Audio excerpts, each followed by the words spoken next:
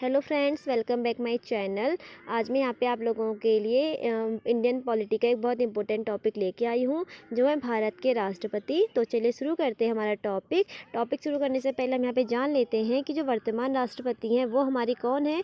वो हैं द्रौपदी मुर्मू, जो हमारी 15वीं राष्ट्रपति हैं और ये हमारी दूसरी महिला राष्ट्रपति हैं। जबकि पहली महिला राष्ट्रपति कौन थी?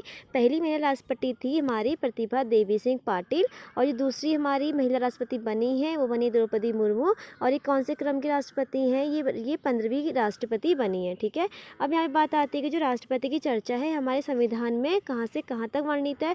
तो राष्ट्रपति की चर्चा है वो अनुच्छेद 52 से लेके अनुच्छेद 61 तक राष्ट्रपति की हमारे संविधान में क्या है, इसकी चर्चा है। अब हमारा शुरू होता है टॉपिक। राष्ट्रपति का जो पद है ये लिया गया है कहाँ से? अनुच्छेद 52 के तहत ये लिया है कहाँ से? ब्रिटेन से लिया गया है। दूसरा यहाँ पे कि राष्ट्रपति का जो कार्यकाल होता है अनुच्छेद 56 के तहत कितना होता है? 5 वर्ष इसका कार्यकाल होता है।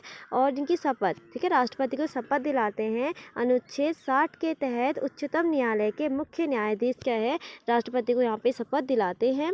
फिर आती है बात इनके त्यागपत्र की। तो इनको जो त्यागपत्र है वो राष्ट्रपति को अपना त्यागपत्र यहाँ पे सौंपते हैं। फिर नेक्स्ट है यहाँ पे हमारा कि राष्ट्रपति को पद से हटाया जाता है। तो राष्ट्रपति को जो पद से हटाया जाता है वो अनुच्छेद 61 के तहत महाभियोग की प्रक्रिया द्वारा हटाया जाता है। और जो प्रक्रिया ये कहाँ से ली गई है? यह प्रक्रिया अमेरिका से ली गई है।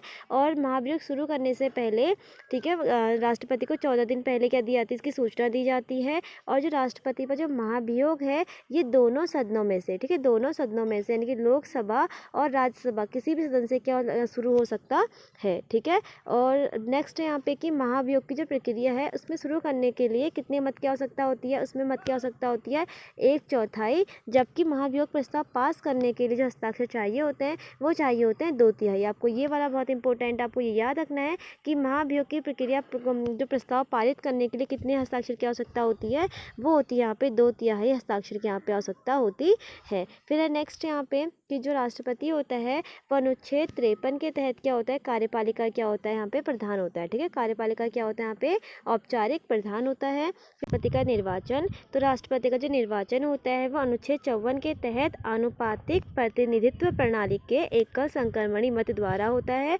और ये कैसा होता है? ये अप्रत्यक्ष विधि से होता है, यानी कि इनडायरेक्ट होता है। ठीक है, और आपको यहाँ पे दो चीज़ और याद रखनी है कि जो राष्ट्रपति होता है वो जो राष्ट्रपति होता है वो किसी भी सदन का सदस्य नहीं होता है। ठीक है, किसी भी सदन का सदस्य नहीं होता है, यानी कि ना तो वो लोकसभा का सदस्य होता है और ना ही वो क्या होता है? राज्यसभा का सदस्य होता है।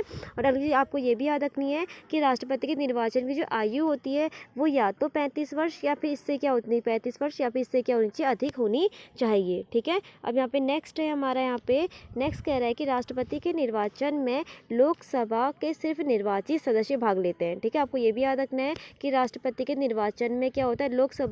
लोकसभा और राज्यसभा के सिर्फ निर्वाचित सदस्य भाग लेते हैं, जबकि मनोनीत सदस्य भाग नहीं लेते हैं। ठीक है, अब ये भी याद रखना है। और दो हमारे इसमें यहाँ पे 3 केंद्र शासित प्रदेश हैं, कौन कौन? दिल्ली, पुदुचेरी और जम्मू कश्मीर। इनकी विधानसभा के निर्वाचित सदस्य, ठीक है, विधानसभा के निर्वाचित सदस्य भी क्या लेते हैं? इसमें भाग लेते हैं। नेक्स्ट है यहाँ पे हमारा कि राष्ट्रपति लोकसभा में 2 सदस्यों को तथा राज्यसभा में 12 सदस्यों को मनोनीत करते हैं। ये भी आपको याद रखना है कि लोकसभा में कितने सदस्य मनोनीत करते हैं? 2, और राज्यसभा में कितने सदस्य मनोनीत करते हैं? ये 12 सदस्यों को मनोनीत करते हैं। अब नेक्स्ट है यहाँ पे हमारा कि राष्ट्रपति के चुनाव में, जिसे राष्ट्रपति का चुनाव लड़ना है, प्रत्येक सदस्य से 15,000 राशि RBI में जमा की जाती है। यानी कि अगर मान लो किसी को अगर राष्ट्रपति का अगर चुनाव लड़ना है तो उसे 15,000 रुपये राशि क्या करनी पड़ती है? RBI में क्या करनी पड़ती है? जमा करनी पड़ती है। फिर यहाँ पे यदि राष्ट्रपति के निर्वाचन में शामिल सदस्य को कुल वोट का 1/6 भाग प्राप्त नहीं होता है तो यह जमानत राशि जब्त हो जाती है। यानी कि अगर उसको जो शामिल हुआ है अगर वो कुल वोट का 1/6 भाग नहीं प्राप्त कर सका तो उसकी जो जमानत राशि थी 15,000 रुपये वो क्या हो जाती? जब्त हो जाती है। अब नेक्स्ट है यहाँ पे, ये बहुत इंपॉर्टेंट है, राष्ट्रपति द्वारा नियुक्तियाँ। तो राष्ट्रपति द्वारा कौन कौन सी नियुक्तियाँ की जाती हैं? तो ये है पहला, प्रधानमंत्री की सलाह पर अन्य मंत्रियों की नियुक्ति। ठीक है। नेक्स्ट है यहाँ पे भारत के महान्यायवादी की नियुक्ति और महानियंत्रक और लेखा जोखा यानी कि जो कैग होते हैं हमारे, इनकी नियुक्ति की जाती है। और राज्यपाल की नियुक्ति की जाती है, राज्यपाल की नियुक्ति राष्ट्रपति द्वारा की जाती है। नेक्स्ट है सर्वोच्च न्यायालय के मुख्य न्यायाधीश की नियुक्ति तथा अन्य न्यायाधीश की नियुक्ति भी इन्हीं के द्वारा की जाती है। नेक्स्ट है यहाँ पे हमारा मुख्य सूचना आयुक्त, और अगला है यहाँ पे मुख्य चुनाव आयुक्त और अन्य चुनाव आयुक्तों की नियुक्ति भी राष्ट्रपति के द्वारा की जाती है। तो ये था आज का हमारा टॉपिक। अगर ये आप लोगों को पसंद आया हो तो प्लीज़ अपनी राय मुझे कमेंट बॉक्स में ज़रूर दीजिएगा, ताकि मैं इसका सेकंड पार्ट भी जल्दी लेके आऊँ। और अगर आप लोगों को ये पसंद आया तो प्लीज़ एक लाइक ज़रूर करिएगा। तो फिर मिलते हैं दूसरी वीडियो में, तब तक के लिए थैंक यू।